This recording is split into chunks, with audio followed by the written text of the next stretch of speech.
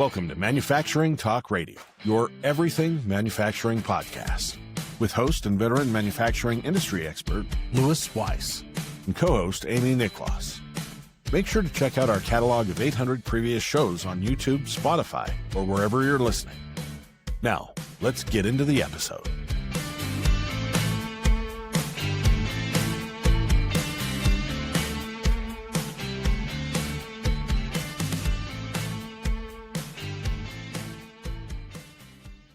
Good day, everybody. This is Weiss again from Manufacturing Talk Radio. We have today our guest from the Institute for Supply Management, Steve Miller, who is the chair of the Services Report. Steve, welcome aboard. Good morning. Thanks for having me. Yeah. Listen, before we get into the report, I just want to mention a couple of things for our listeners. That if you, thank you for showing up and listening to the show. If you like the show, do us a great favor, and that's hit the subscribe, the share, the like, and if there's any other buttons, click those also. So that being said, let's take it away. Steve? Sure. Report. Yeah, we had a solid report today. We had a 53.6 reading. I'm going to reference some numbers here over to my right, which was slightly down from last month. We had a 54 last month and a 53.6. The ISM Services PMI is a composite number from 4 sub-indexes, one being business activity, second being new orders, third being employment, and fourth being supplier deliveries. Supplier deliveries, when it's over 50, means that we're having slower deliveries. Under 50 is faster deliveries, which you might see if business activity is really high, suppliers are more strained, it takes a little longer to deliver, get on-time orders, and when there's plenty of capacity and not much activity, they can deliver as fast as you want. All those numbers this month were directionally as expected. The employment number was up a little bit, but it's still in contraction territory at 48, so slightly below the 50, which is same as last month. The new orders index dropped a bit, or dropped 7.1%, which is more than we expected. But when you look back at the numbers the last couple of months, not unexpected given the commentary that over the last couple of months people were working to get ahead of potential oil shocks. So all looks pretty normal. The one kind of danger flag out there is the 70.7 in the prices paid index, which is the same as last month. So good news, we're not seeing additional costs flow through the supply chain any faster than we were last month. But 70.7 from a historical standpoint is very high, and we've only seen that on a consistent basis when we've seen inflation over 5%. That number could conceivably go higher as a result of the Iran war, being that I don't think that all the figures are included in numbers, whether it's yours or any other org or association. I don't think it's fully embedded in the numbers. Yeah, Lou, what I think supports your comment is that in our report, we get commentary from the supply managers, and they said in their commentary that in some cases we're seeing costs flow through. In other cases, we're expecting but haven't yet seen higher prices flow through in petroleum-related products. So I think one of the things that worked well is that the cost per barrel didn't get much above 100. This month like it didn't last month. So if it holds out, we can expect, I think, maybe a modest uptick to 70.7, but not significant. And then if we see the ability to kind of drive that down, of course, we'd expect to see that prices paid number come down over time, although I think Goldman Sachs just reported that we're at the lowest oil inventory levels that we've seen, which means that oil that's on the ocean is going to be, or in the strait, is going to cost us more, and then that'll be inventory, and then that'll flow through in higher costs as well. In my humble opinion, I don't think the numbers are as high as they could be had it not been for the fact that the marketplace raised prices on oil almost immediately upon the war, which has no effect on the reality of costs. It's just whatever it is, let's raise the price, have a party. Had a good excuse. Yeah, it's, what do they call that? Opportunistic pricing. Yes, indeed. What's that? I said yes, indeed. Yeah. We saw that come through almost immediately, especially in gasoline and in diesel prices. I passed a gas station here in New Jersey 3 times in one day as about a week ago. Each time the price went up 2 cents, 4 cents, 6 cents. His prices didn't go up 3 times in that day. So No, and and it's the old joke. How much is that worth? Whatever you'll pay for it, that's what it's worth. right, exactly. So now I started buying Russian gas because that seems to be about 10, 15 cents cheaper. But they're probably going to catch on to that too and raise their prices accordingly. Let's talk about some of the respondent comments from this report. Again, they do talk about the war that's been causing banking customers are having a bit of a problem in regards to buying equipment and so on. What's your take on some of this? So mine overall is when you have investments that need to be made and paid off over time, and there's uncertainty around just how strong the economy is going to be, people hold back a bit before they make those kinds of commitments. We saw that early on in the tariff kerfuffle, I guess we'll call it, a year ago, a little over a year ago, when Liberation Day was announced, and there was a lot of uncertainty as to what kind of impact those tariff increases would do within the economy at large. 90% of the economy is the services industries, and looking over the last year, we've seen a modest increase in the PMI over time. So not much, but certainly for the construction folks, people that are paying for aluminum and steel and all that type of thing, we're seeing those higher costs impact our operations, but not significantly impacting our business activity. So I think it's kind of a natural effect of uncertainty. People are going to hold off on those capital investments where they believe they have some time.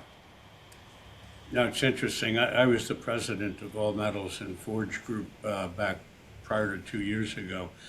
And I was sort of right in the middle of the beginning and the middle sector of the tariffs. And it had a major effect on our company. And it certainly had a major impact on our customers. And part of the problem, I think, is that manufacturing companies really aren't balking much at it. They weren't then, and now the tariffs are higher, and they're still not balking at it. They're not marching on Washington, or they're not storming the Capitol or surrounding the White House to stop all this stuff. So I don't know how and where and when this is going to stop. Obviously, nobody does. Only the administration knows something. We're not sure about what that is, but it's becoming the new norm. It's almost acceptance of the terrible functions that are occurring in our space today. Yeah, and there's always a bunch of different levers, right? So you see some of the ability to do early expensing of capital investments. That for some companies works in advantage. We're not pumping, another $1 trillion or $2 trillion of government spending into the economy to kind of fuel that inflation and make prices flow through. And I think when you look at the business you're just referring to, it's a fraction of 10% of the economy. And as long as you see consumers paying 3% more, a 3% inflation rate, there isn't a whole lot of uproar. If that was leading to 5, 6, 7% inflation rates, I think you'd see a much different response and priority of addressing that. Speaking about increasing expenses, here in New Jersey, and I know in Florida and I know in Massachusetts, because that's where I've been in the recent months, every restaurant now charges 3.5% if you use a credit card. And I've balked at it. I've talked to business owners, restaurant owners about the unfairness of what they're doing, because that's a business expense. So why, if you go into a restaurant, you have a steak, why isn't there a steak surcharge? Why isn't there a coffee surcharge? But they decided to throw a surcharge on credit card charges. And everybody's doing it now. So that is a direct effect on the inflation across a broad swath of the service industry, restaurants. You have any comments on that? I was probably, how long ago is it now? Probably 3 years ago, 4 years ago, was presented with an opportunity to get involved with a company that that was making software that would enable you to do that, to add those charges onto retail fees, because they view that as an opportunity where they wouldn't get a whole lot of pushback from the consumer of, oh, I get it, you pay 3% of what I pay to the company for using the credit card, I can use cash. And for the local guys, where you have that loyalty, I carry cash and I use cash.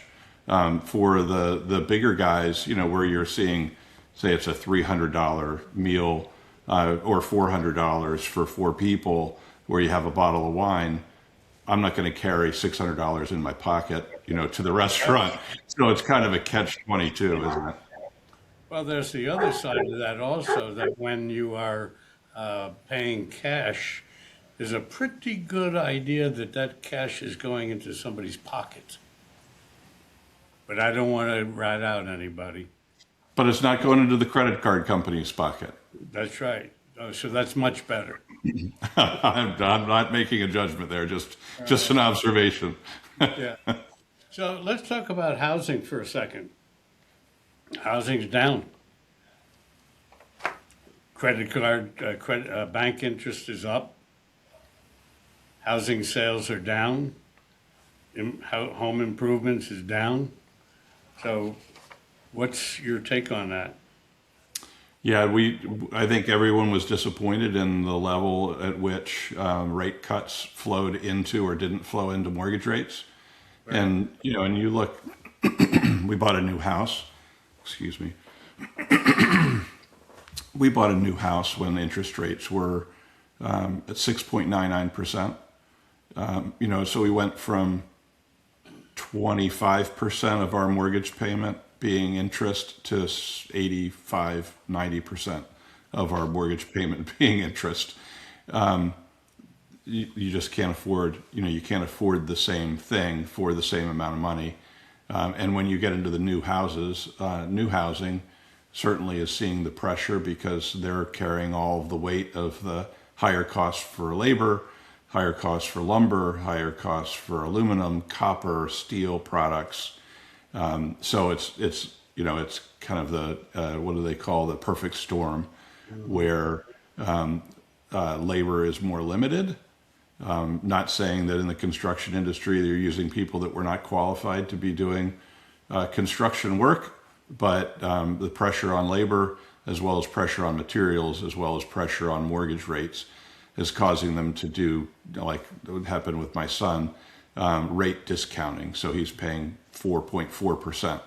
Or 3.4%, going to 4.4%, going to 5.4%.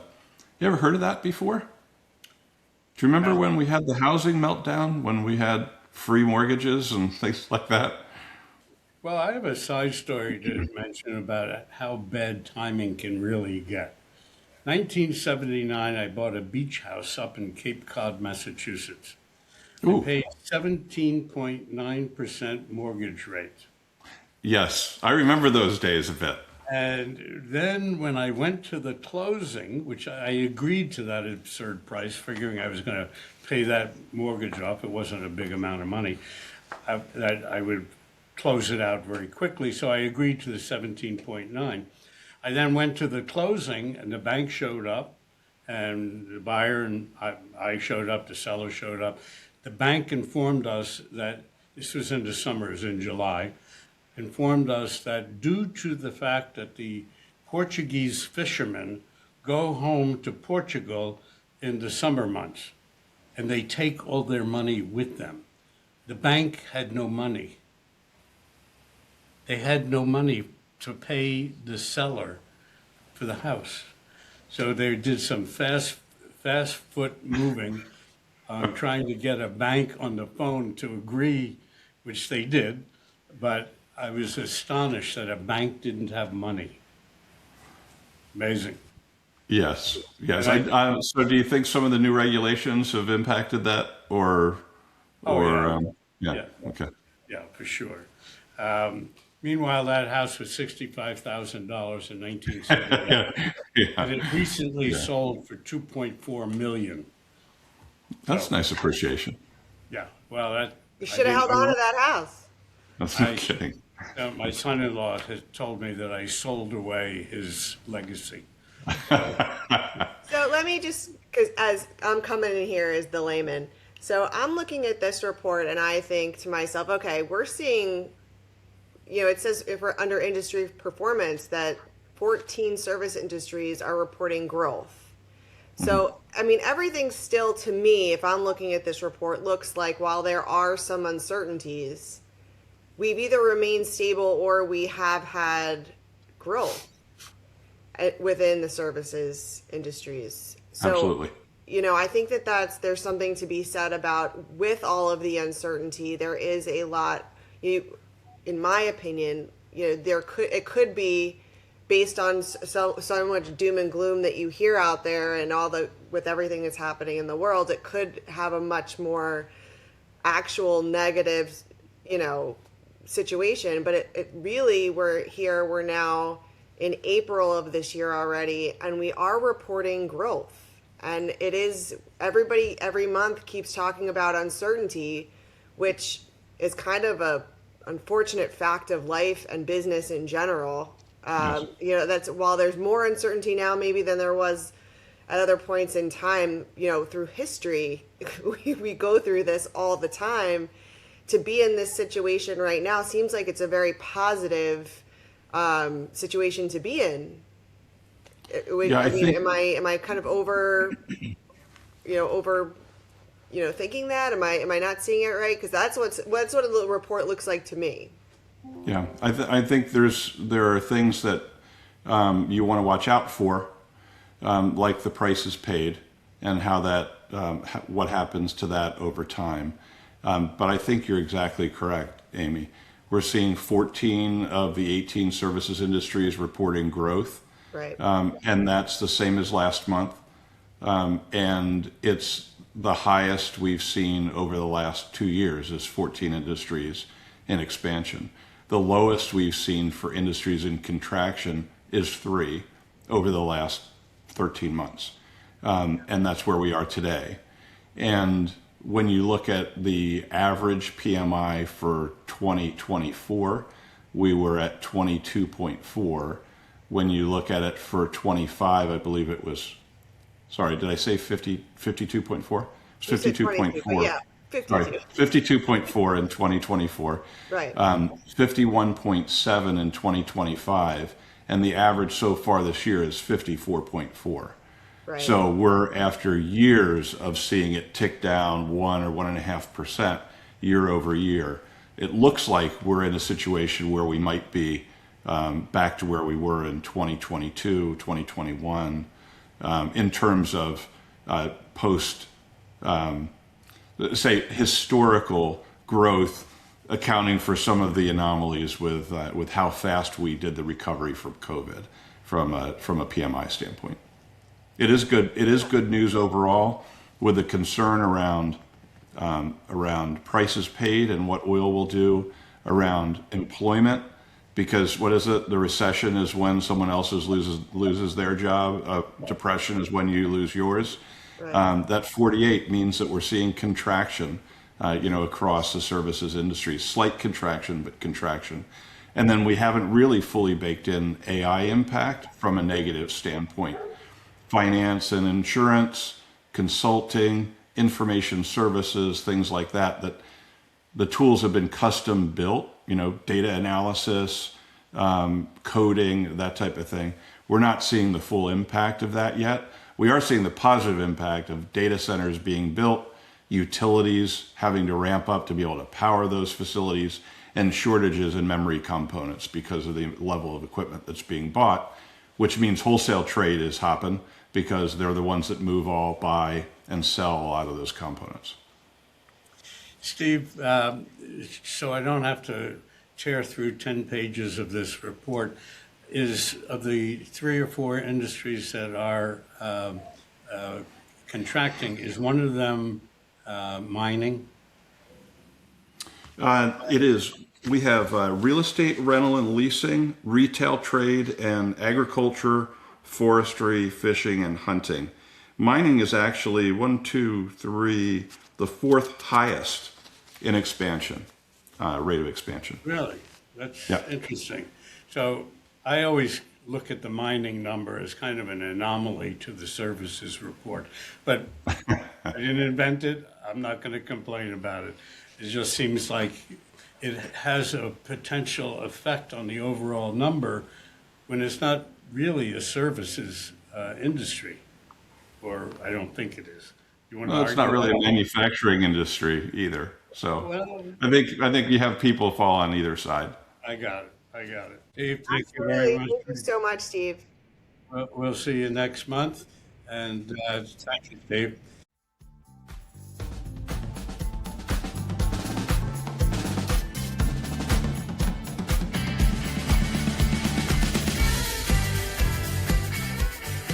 Thanks again for joining us on another episode of Manufacturing Talk Radio with hosts Louis Weiss and Amy Nicklaus. Before you head out, make sure to subscribe and leave us a review. For more information about the show and the manufacturing industry, head over to mfgtalkradio.com. That's mfgtalkradio.com.